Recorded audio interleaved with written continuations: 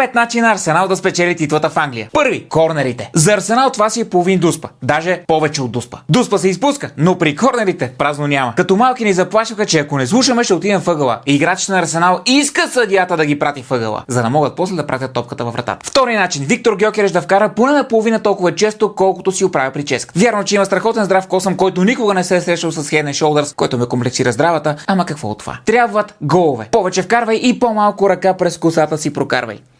Пипам, не е същото.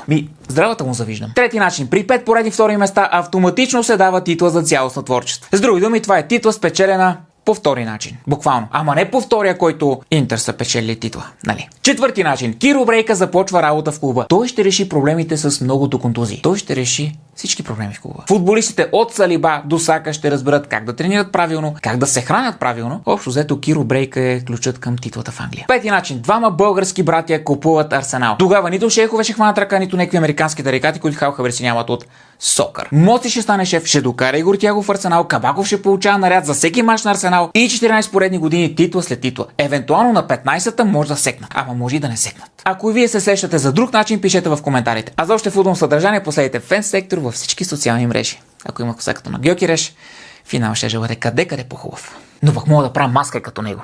Всъщност, той вече прави така.